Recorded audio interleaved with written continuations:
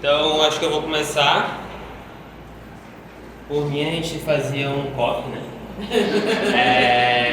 Acho que é importante destacar que uma das vantagens de ser míope e sem óculos é que nessas horas você não enxerga ninguém. Então, se você me conhece e veio ver a apresentação e eu não falei com você, desculpa, não estou me enxergando direito, mas bom dia a todos. Eu sou o Josué, sou enfermeiro, nativo da atenção primária, mas fazendo uma residência e aproveitando muito a residência em saúde mental coletiva. É um desafio particular, né? E eu acredito que esse tema tenha um quê de desafio que eu tenho abraçado desde a graduação. Então, uma das propostas do trabalho é quebrar a barreira do vocabulário. Então, o trabalho é intitulado Transcendências do Cuidado em Saúde Mental, a concepção de profissionais da rede de atenção psicossocial, mas essa palavra aparece menos de 10 vezes no meu trabalho. Então, eu distribuí, infelizmente por uma questão de organização e memória, só foi possível imprimir 18 cópias. Então, se você viu, leu e não curtiu tanto, passa para o coleguinha, pode ser que ele também não curta e passa para outra pessoa, e aí todo mundo vê. Na frente tem uma apresentação rápida sobre a pesquisa e atrás tem algumas discussões e um QR Code que eu fiz uma página para que todo mundo possa ver informações que eu não vou trazer aqui. Tá bom? Eu sou orientado pela Fernanda Miel, que é minha colega de faculdade. Eu começo meu trabalho pensando nessa frase do Erasmo no trabalho dele sobre a loucura, né? Em que ele contrapõe a loucura e a razão. Então, na fala da loucura, ele vai falar que não falarei aqui das metamorfoses que eles fizeram. Eles aqui é a razão, as pessoas racionais da ciência, da firmeza, do método reproduzível que tanto se fala por aí, né? Que eles fizeram em sua cólera. Examinemos aquelas consideradas como grandes marcas de seu favor. O que eles fazem com seus amigos moribundos? Calma!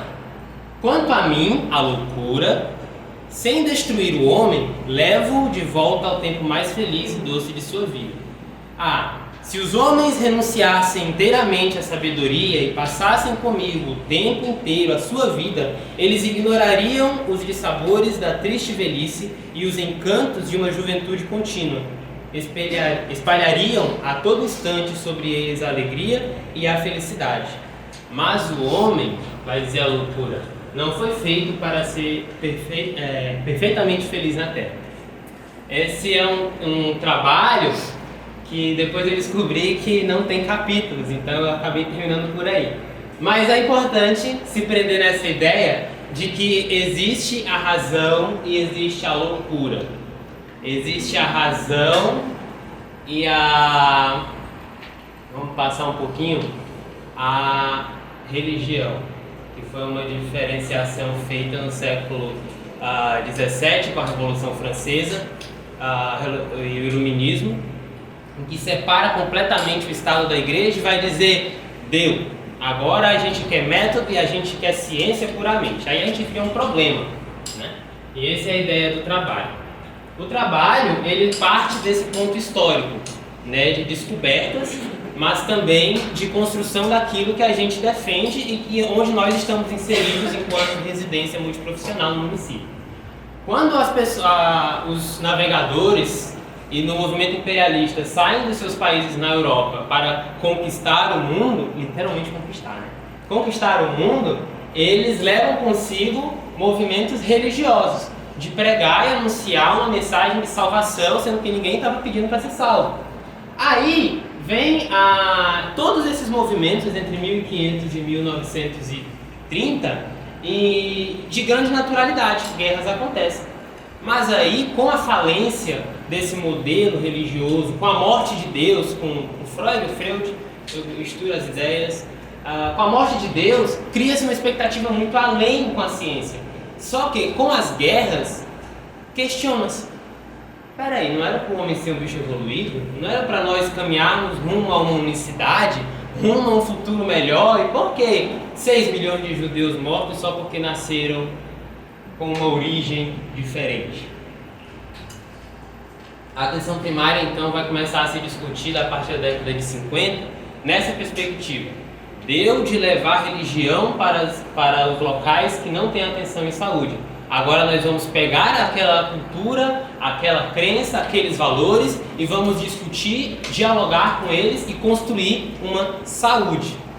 E aí foram 50 outros anos de discussão para como inserir essas crenças, esses valores, até que a gente chegasse em 2002 e pudesse ter um conceito ampliado de saúde, como bem-estar, biopsicossocial e espiritual. Mas é comum se excluir o espiritual porque não rima com biopsicossocial. Aí é parte da discussão. O objetivo do trabalho, então, foi compreender a percepção dos profissionais de saúde sobre a espiritualidade na produção do cuidado em saúde mental em serviço da rede de atenção psicossocial de um município da região metropolitana do Rio Grande do Sul. Percepção, porque eu entendo que eu não posso chegar num trabalho e trazer definições em um tema tão subjetivo e tão novo. Então eu preciso, pensando em trazer o tema para os serviços de saúde, os dispositivos, eu preciso primeiro saber como é que os profissionais se percebem sobre esse tema. Como eles percebem esse tema no serviço. E eu já fiz esse mesmo movimento na academia. Qual a necessidade que os acadêmicos veem de trabalhar o tema na faculdade? Deu um resultado e agora a ideia é trabalhar esse outro. Os argumentos da pesquisa, então, são desses múltiplos conceitos, a espiritualidade, a transcendência, e aí eu vou resgatar outros termos, a religião, a religiosidade, e um termo que me chama muito mais atenção é a ancestralidade.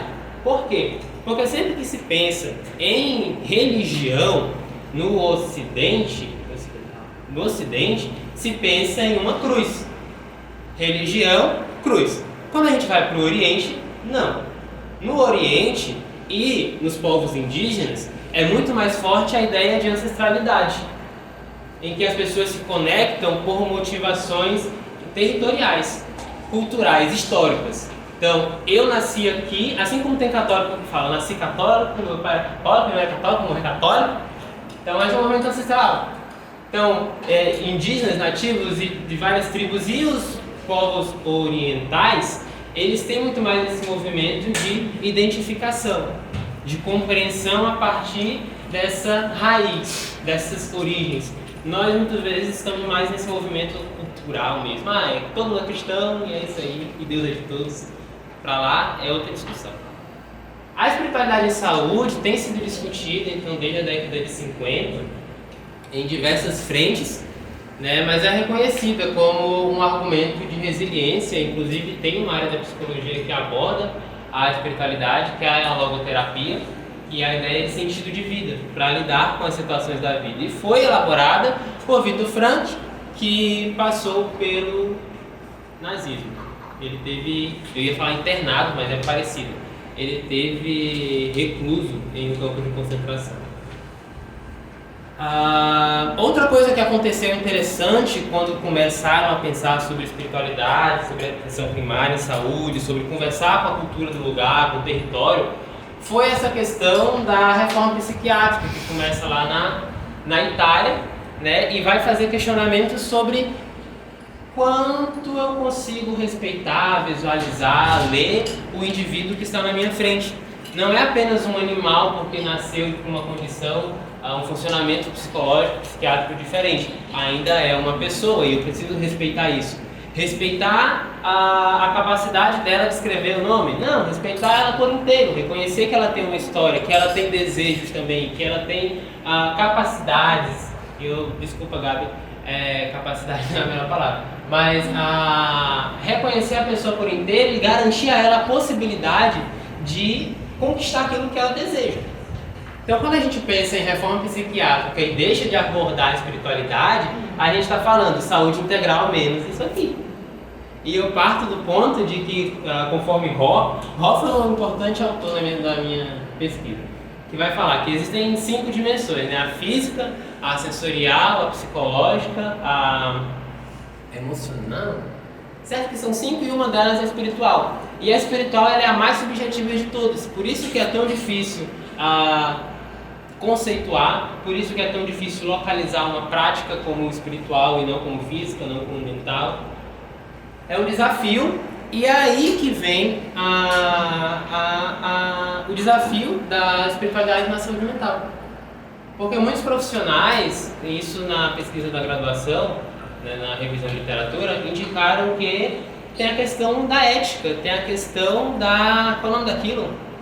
O estado laico, né? Então a gente não pode abordar a espiritualidade das pessoas. A gente tem que pegar a mulher que está lá parindo, botar ela na posição que eu quero, que é melhor, mais rápida para mim, tirar o bebê da barriga dela, levar ele para uma incubadora e garantir que aquele bebê viva e que aquela mãe também viva, porque isso vai dar indicadores. É isso que é bom. Não.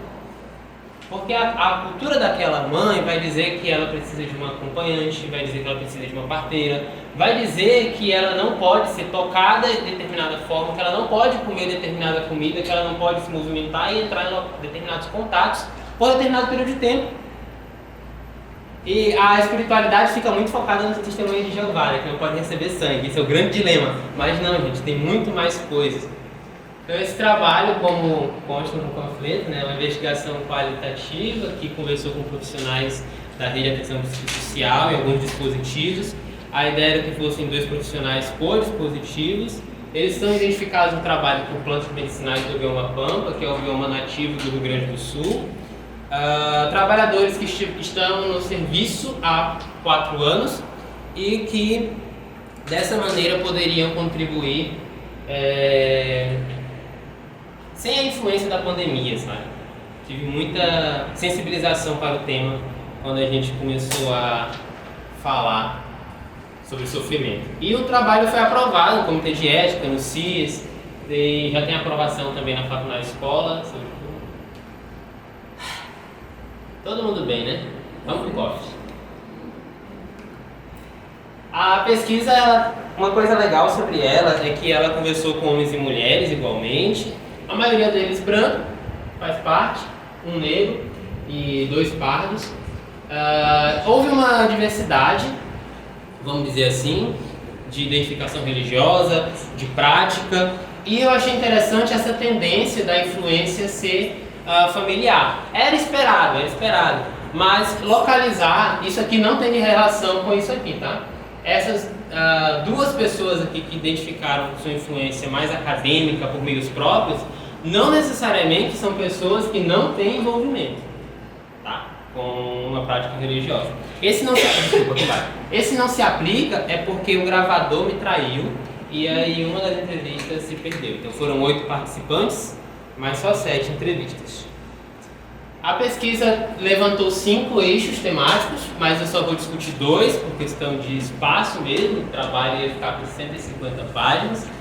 Né? E eu trago essa frase que me chamou muita atenção durante todo o trabalho. Da hora que foi feita a entrevista até para sempre, é que a espiritualidade, enquanto crença em algo, tem fé em algo. Tu pode ter fé na ciência, tu pode ter fé em qualquer coisa. Tu pode ter envolvimento espiritual em qualquer coisa. E a religião são as religiões espirituais estabelecidas. E é uma coisa que aparece, religiões espirituais estabelecidas. Religião é algo que se dá nome, né? Os participantes, é comum e é muito engraçado ver esse movimento. Faz diferença? Faça diferença. Espiritualidade é 1 e religiosidade é 2. Mas ao longo da história, da fala, do desenvolvimento, as pessoas misturam. Então a espiritualidade vai assumir naturalmente a ideia de algo mais energético, mais natural, mais individual, introspectivo, e religiosidade vai ser essa identificação mais social, sim, mas existe um momento, e para quem olhar no trabalho vai encontrar outras falas, né, em que esses 2 conceitos eles se confundem muito. Então, quando eu penso de falar sobre espiritualidade na atenção primária, primeiro de tudo eu preciso entender que muitas das vezes os usuários e os colegas de trabalho, eles não vão entender espiritualidade, mas vão entender muito bem religiosidade, né? Cara, eu sei que eu estou com 13 minutos. Surgem então esses 2 pontos, né? Esse aqui é um ponto, que é a espiritualidade no contexto da saúde mental, e aí ela vai aparecer dessas duas formas. Primeiro, como um argumento de compreensão do que está acontecendo. Então, uma criança palestina hoje entende a sociedade do Kabum não como uma expressão do quadrinho, mas como um som de tortura. Então, a pessoa que é hindu, a pessoa que é católica, a pessoa que, sei lá, é de alguma variedade da Pindorama, ela vai entender o sol, vai entender a terra, vai entender o afeto de maneiras diferentes. Então, quando as pessoas trazem sua religião para o atendimento em saúde, eu preciso localizar, primeiramente, qual é a âncora dessa percepção. Então, nem sempre a pessoa vai falar que eu acredito, eu tenho fé em Deus, e ela está realmente falando de Deus, Jeová, Yahvé, o judeu lá que nasceu um tanto de tempo atrás. Então, é preciso ter essa compreensão de que as pessoas trazem sentidos para o seu sofrimento. A segundo ponto que surge na espiritualidade em saúde mental é que essa espiritualidade pode e é utilizada pelos usuários como argumento de resolução dos seus problemas. Então, nós como profissionais podemos e devemos nos aproveitar dessa dimensão que a pessoa apresenta para nós, de várias maneiras, maneiras bem subjetivas, maneiras bem variadas, e vai depender mais da curiosidade de cada um e da ousadia também, para muitas vezes ir por caminhos, né, pensando nas grandes navegações, por caminhos que questionam as nossas próprias compreensões. A Arnica fez um destaque importante, que é o das práticas integrativas complementares. Então, eu vou destacar o trabalho do Lucas, que já vai ser apresentado, que fala sobre uma dessas práticas, né, estratégia de qualificação do Sistema Único de Saúde. Aqui a Arnica falou sobre o Reiki, mas a minha prática de preferência é o uso de plantas medicinais, mas temos também a auriculoterapia, né, com a Gabi, que me incentivou muito. Então, pensar essas formas complementares de saúde como também o atravessamento espiritual religioso que elas têm para as pessoas das comunidades, né? As pessoas que têm o domínio do saber sobre aquela prática. E nós somos profissionais, pessoas que estão tentando enriquecer a oferta desse cuidado. Então, finalmente, né, como o homem é sonhador, eu trouxe várias luas. Então, as falas do trabalho elas foram colocadas no NVivo, que é um software de análise de dados qualitativos, e uma das apresentações que ele faz desses dados é por meio da análise de cluster, que é análise em cachos. E uma das formas de visualizar esses cachos é com essas mandalas, em que se observam as conexões entre as palavras, os sentidos possíveis de uma palavra com a outra. Então, a chave do BO é entender que existem coisas que são mais simples, existem coisas que são bem mais complexas, existem coisas que podem andar em caminhos bem diferentes, mas são todas coisas que precisam ser consideradas, sabe? São desafios para a rede, são desafios para os profissionais, são desafios para os próprios usuários muitas vezes trazerem isso, mas pensar o quão integral a gente está pensando em fazer essa saúde. E aí... eu vou voltar. E aí, essa ideia. A gente trabalha com doença. Nós somos profissionais da saúde, mas nós trabalhamos com doença. A nossa função, então, não vai ser por terminar a destruição das pessoas, mas levar elas a um espaço de bem-estar, de equilíbrio, que elas se sintam bem. O destaque das referências é para o meu TCC, que é a base do trabalho. Então é isso. Muitas graças.